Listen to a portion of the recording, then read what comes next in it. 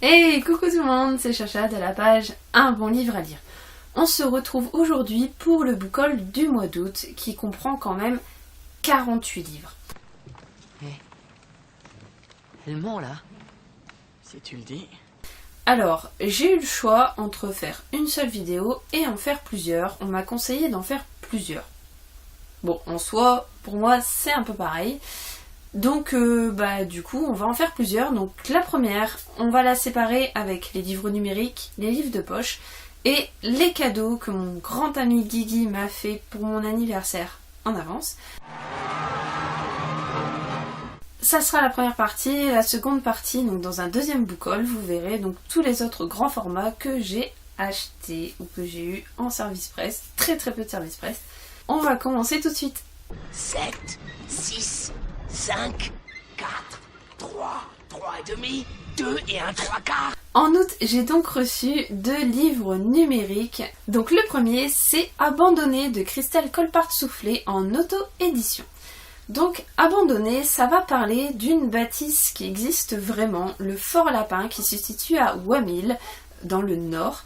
Et on va être parti avec Faustine, qui en fait est une architecte qui est passionnée de vieilles bâtisses, de lieux mystiques, de lieux hantés comme Tchernobyl et tout ça, où elle se rend et où en fait elle a pris le truc d'écrire des romans en rapport donc avec ces lieux qui sont réputés hantés ou au moins habités par des esprits. Et donc elle tombe amoureuse de ce Fort Lapin qui se situe à Wamil, qui est en fait une vieille bâtisse abandonnée, squattée, taguée. Et donc Faustine se met dans l'idée de racheter le Fort Lapin. Elle y arrive et elle se met à faire des travaux pour vouloir y habiter. Jusque là tout se passe bien, les travaux se passent bien, alors que des travaux qui avaient été entrepris quelques années auparavant par la mairie se sont très mal déroulés. Il y a eu un mort et l'autre ouvrier s'est sauvé en entendant donc des choses bizarres. Et donc Faustine décide de dormir là-bas, sauf qu'en fait il va lui arriver des choses qui sont surnaturelles.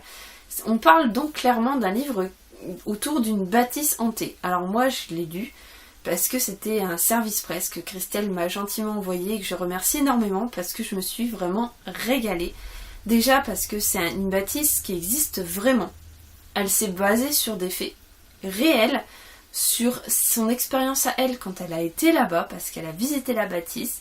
Elle s'est basée donc sur l'histoire de la région à cette période-là, sur ce qui s'est vraiment passé dans cette bâtisse, sur le mystère qui l'entoure, et elle en a fait un roman. Mais c'est un roman qui est juste extraordinaire, et on ressent vraiment les sensations. Elle a su mettre des mots sur ce que elle avait ressenti en allant là-bas, et on est complètement transporté avec elle dans ce lieu abandonné, dans ce lieu hanté, et vraiment ça a été une excellente lecture. Donc vous pouvez retrouver ma chronique dans un bilan lecture qui va arriver, ou aussi sur mon blog. Deuxième livre numérique, c'est La maison de poupée de Hazel Bury, donc toujours en auto-édition. Hazel Bury, c'est une auteure que j'aime beaucoup, qui a donc écrit d'abord La femme qui tua Stephen King, que j'ai lu et que j'ai adoré. Je vous en avais fait une chronique. Donc là, avec La maison de poupée, c'est une série de nouvelles, donc il y en a 19, je crois, 16 ou 19. J'ai plus le nombre en tête. Et apparemment, elle a misé sur plein de thèmes différents, donc des nouvelles d'horreur, de fantastique, de thriller, d'amour, plein de nouvelles différentes. Et voilà, pour l'instant je l'ai pas encore lu, mais je sais que ça va être le genre de livre que je vais aimer, parce que Hazel, elle a une plume qui est vraiment très particulière, très belle, développée. J'aime beaucoup le style d'Hazel, et donc voilà, je suis vraiment pressée de le lire, et ça sera lu très bientôt. Je vais maintenant donc passer au livre que mon ami Guigui m'a gentiment offert pour mon anniversaire. Donc Guigui, je te remercie énormément, parce que ce que tu m'as offert là, c'était juste énorme. C'était un truc de malade, et je suis super contente. Je suis vraiment aux anges de tout ce que tu m'as offert. Je te remercie énormément, c'est juste trop. J'étais hyper heureuse. Donc je vais vous les présenter maintenant. Alors, il m'a offert donc la bibliothèque magique de Tia Cotan. Donc c'est de l'auto-édition. Et donc on va suivre une jeune fille qui se rend à sa bibliothèque pour préparer un exposé sur la bibliothèque d'Alexandrie et elle se rend compte qu'elle peut voyager à travers les livres. Donc on va la suivre à travers certains romans et je trouve ça juste trop sympa comme idée. Moi c'est le genre de truc que j'adorerais pouvoir faire, voyager à travers les livres. Donc je suis super contente de l'avoir. En plus c'est un petit livre qui va se lire super vite. Donc merci beaucoup Guigui parce que je n'y aurais peut-être pas pensé et pourtant c'est le genre de roman qui va sûrement me plaire. Donc ensuite Guigui m'a offert le Club des Mauvais Jours, donc Lady Hélène, c'est le tome 1 de Alison Goodman aux éditions Gallimard Jeunesse. Donc ce livre en fait ça a une histoire, c'est-à-dire que je l'ai vu à Auchan. Et à Auchan, donc je me suis dit waouh, la couverture elle est juste superbe, le livre m'intéresse énormément. Et donc j'ai fini mes courses et je suis rentrée à la maison et je me souvenais plus du nom du livre. Donc j'ai envoyé un petit message à Guigui, je lui dis dis Guigui, j'ai trouvé un livre, je sais qu'il était vert, il y avait une écriture noire, un peu doré dessus, une silhouette noire. Et j'arrive pas à me souvenir de qui l'a écrit, du titre, j'arrivais pas à me souvenir. Et donc Guigui, en 5 minutes de temps, il m'a trouvé la couverture. Donc je l'avais rajouté à ma wishlist. Et en fait, je suis juste tombée en amour devant la couverture, que j'ai trouvé juste trop belle. L'histoire, donc ça parle de Hélène en 1812 à Londres, donc qui vient au monde et qui donc est promue à un grand mariage, tout ça. Et elle rencontre... en fait, le Club des Mauvais Jours, c'est un club, une sorte de police qui court après des démons qui ont infiltré tous les pans de la société. Donc ça va avoir un petit côté magique et je trouve ça juste superbe. Et le bouquin, il est énorme. Voilà, en gros, je suis en amour devant ce bouquin. La couverture, elle est juste trop jolie. Je me répète, mais c'est pas grave, Guigui, je te remercie énormément. Vraiment, celui-là, il me plaisait beaucoup. Et d'ailleurs, je crois que le tome 2 est sorti. Donc, message subliminal, le tome 2 est sorti. Donc un énorme merci à Guigui encore une fois qui m'a offert aussi Les Disparus du Clair de Lune, donc le tome 2 du Passe-Miroir de Christelle Dabos aux éditions Gallimard Jeunesse. Donc là en fait ça c'est pareil, c'est parce que j'avais le tome 1 que je m'étais trouvé et c'est une saga qui m'attire énormément mais que j'ai pas encore eu le courage d'ouvrir. Et voilà en fait j'ai craqué sur les couvertures tout ça et donc Guigui m'a gentiment offert le tome 2 et le tome 3, La Mémoire de Babel, donc toujours du Passe-Miroir de Christelle Dabos. Et je suis juste trop contente parce que c'est une saga que j'étais hyper attirée au niveau des couvertures. Juste trop belle et on en parle énormément. Il y en a beaucoup qui adorent la saga. Et voilà, en fait j'aurais voulu rencontrer Christelle Dabos à sa mort et j'ai pas pu. Malheureusement, mais voilà, au moins j'ai les bouquins et je suis super contente. Donc un énorme merci Guigui. Guigui m'a ensuite offert Les Outrepasseurs, le tome 1, Les Héritiers, donc c'est le premier tome d'une trilogie. On va se retrouver avec un jeune garçon qui a échappé à un attentat et qui se rend compte donc en fait que l'attentat le visait et qu'il y a une société qui s'appelle Les Outrepasseurs qui sont en fait une société secrète qui s'occupe donc de dangers un peu mystiques et donc on va encore partir sur du fantastique jeunesse et je suis juste trop contente parce que le livre était hyper joli et donc en fait maintenant je suis juste trop pressée d'avoir les tomes suivants et puis la couverture elle est juste trop belle encore une fois. Voilà, je me répète mais je m'en fous, merci Guigui. Guigui m'a ensuite offert Carry On de Rainbow Rowell, l'auteur donc d'Eleanor and Park. C'est quelque chose qui ressemble beaucoup à Harry Potter, de ce que j'en ai compris. Ça c'est Guigui qui m'a raconté. Guigui m'a raconté que ça ressemblait beaucoup à Harry Potter. Et en fait je pense que oui, parce qu'on parle de Sim et en fait il a rien pour lui. Et pourtant c'est l'élu.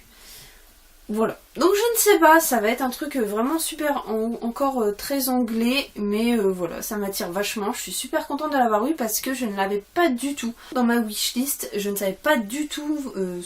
voilà, je connaissais pas le livre. Et en fait, c'est le genre de surprise que j'adore parce que c'est le genre de bouquin que je ne connaissais pas et que je suis super contente d'avoir du coup. Donc voilà, merci Guigui. Donc là, on va continuer avec les poches que je me suis achetées donc d'occasion pour la plupart ou quelques-uns neufs. Ces filles, elles vont me tuer. Donc je vous présente les tables des Templiers de Adrian Dawson, donc aux éditions Pocket.